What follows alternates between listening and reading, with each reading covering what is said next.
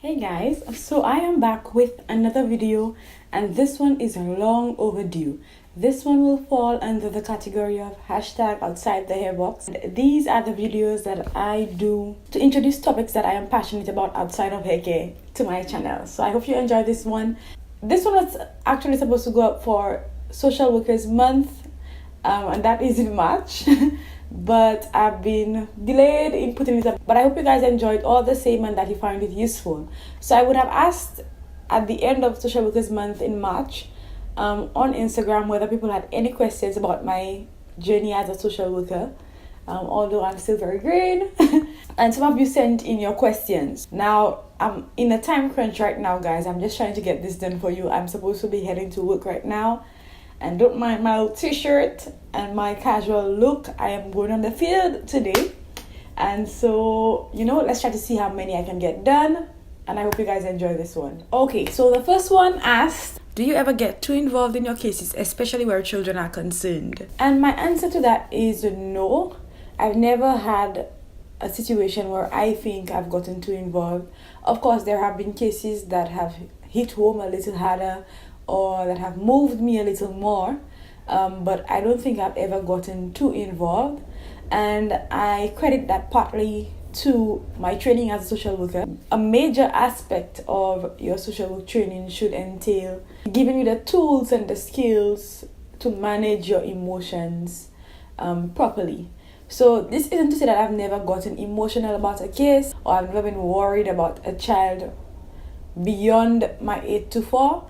But I don't think I've ever gotten too involved emotionally. I think I set professional boundaries. I go in with the mindset that I am going to do the best that I can do, but still I am not Superwoman.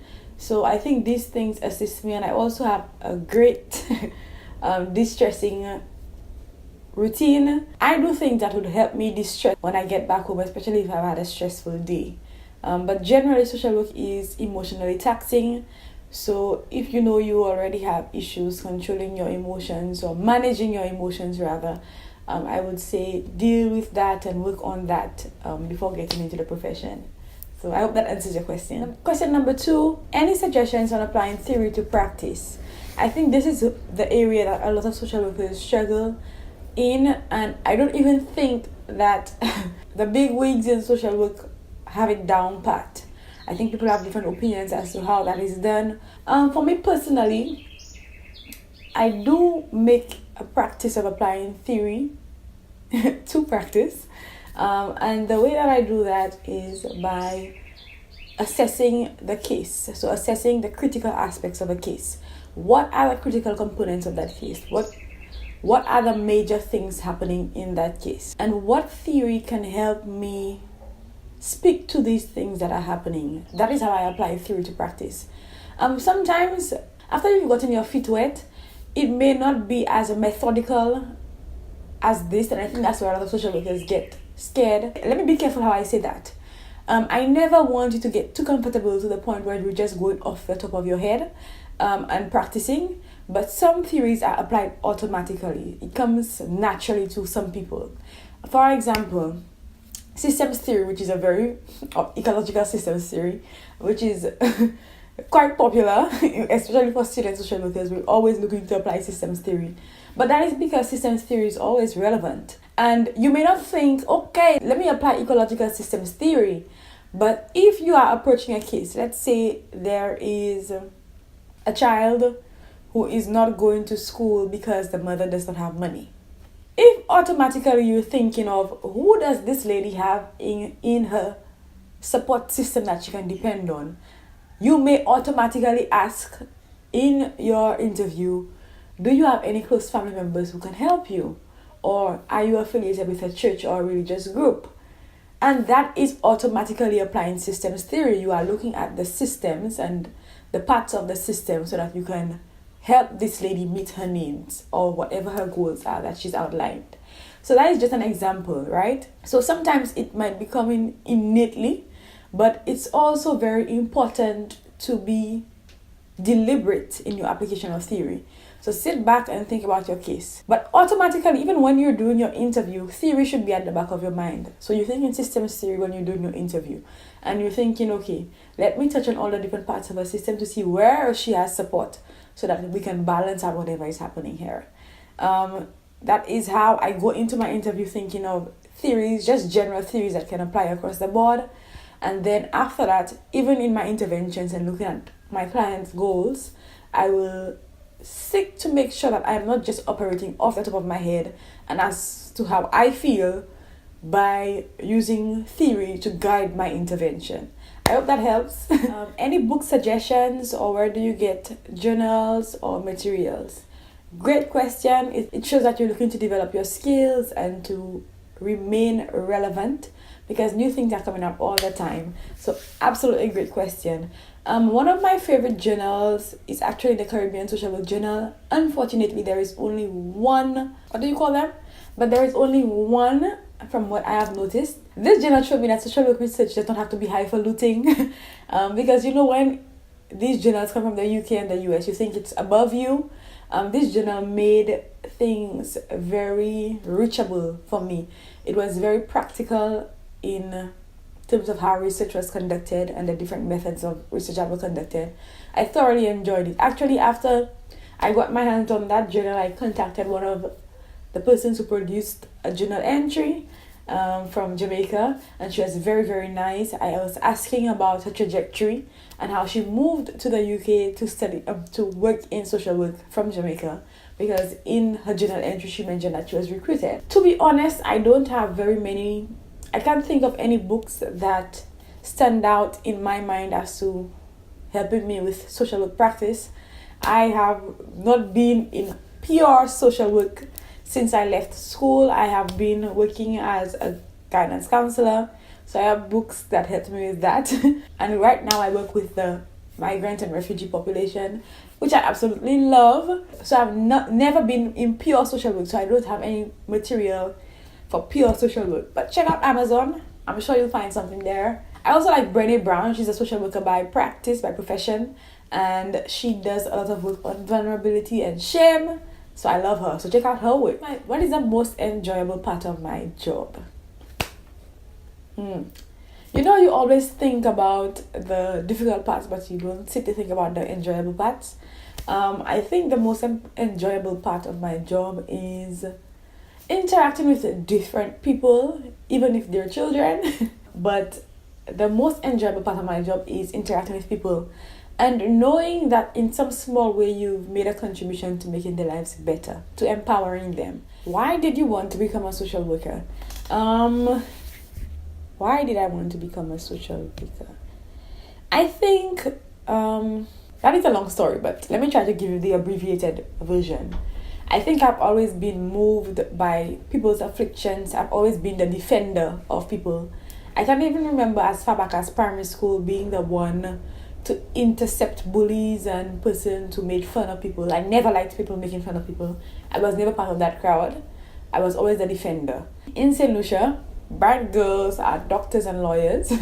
And so I went down the science path. I decided that I was going to become a doctor, but I was going to become a psychiatrist because I wanted to interact with people and help make their lives better. And then as I came towards the end of secondary school and going into A-level, I realized that I didn't love the sciences. I did the sciences, but I also managed to keep the arts. Then I went to this camp in 2011, right before I went to university. And I remember the pastor preaching a message about, is there not a cause? And he spoke to using what you have in your hand. Irrespective of what society says is valuable and success, using the skills and the gifts and the talents that God has given you. And before that, I did research, guys. So because I was leaning towards psychiatry and medicine, and I knew that this wasn't what I wanted to do. At like 5 years of my life studying medicine, I know I will not enjoy that at all. I then said, okay, I'll do psychology. But then I decided to do some research as to what are the different professions in that area. And I came across social work because, to be honest, I didn't know much about social work before that. And I decided that social work was the right fit for me. So that's how I ended up in social work. But I'm thinking in hindsight, a lot of my life experiences would have led me down this path anyways. But I'm happy to be here. How and where do you start training for this profession? Excellent question. So if you are interested in becoming a social worker, don't fear if you didn't do anything social worky from secondary school and A-level. The reality is that you don't need a very specific or strict base to get into the profession, but you do need specific qualifications to practice. Social work is a specialized profession. It is a profession. You may feel like you have a calling towards it, but it is a profession. It comes with a knowledge base, and you require certain skills and certain knowledge to practice as a good social worker.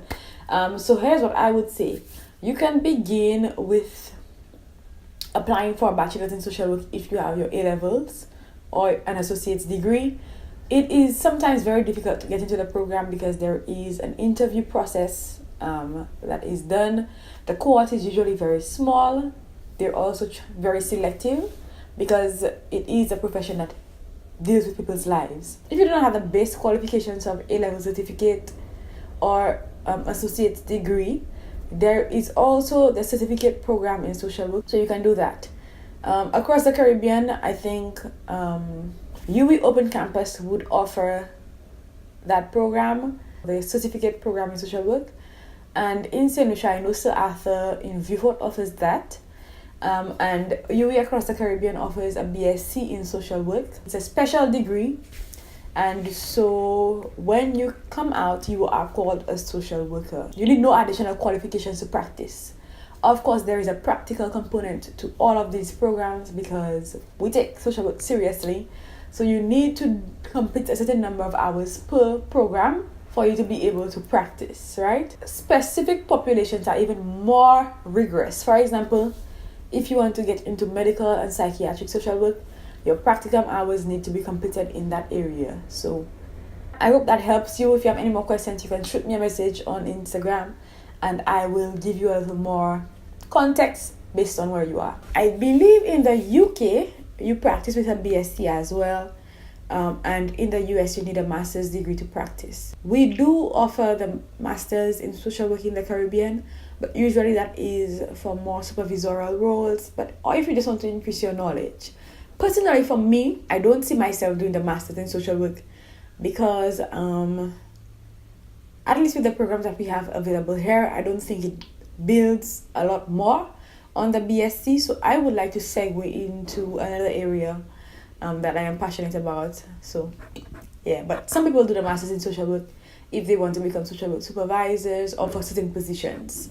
How do you become an exceptional social worker? And I'll pair it with another question that I saw. Do I have any advice for future social workers?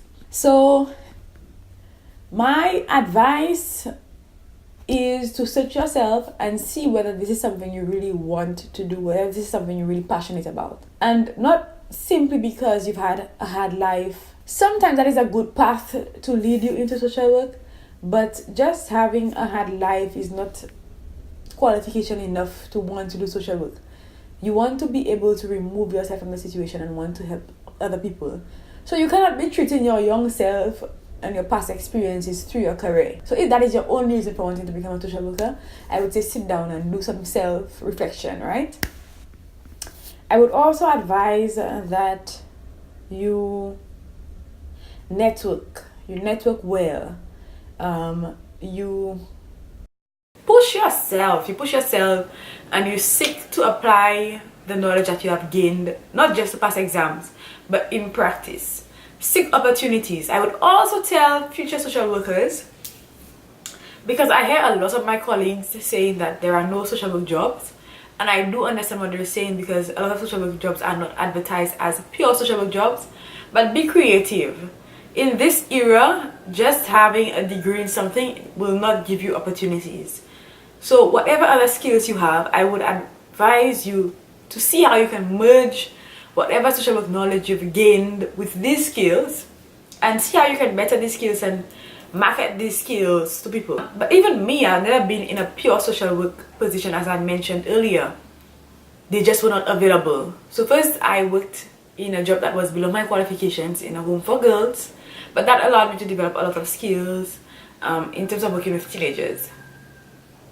hands down, I learned a lot. And then I moved into a position as an assistant school counselor, school guidance counselor. Guidance counseling is not my pure background, but I was able to apply a lot of my social work knowledge and just to learn a lot about the education system and advocating for students. And now I work in a position called Early Childhood Development Officer, working with children on the move. And it is a great position. So you have to think outside of the box.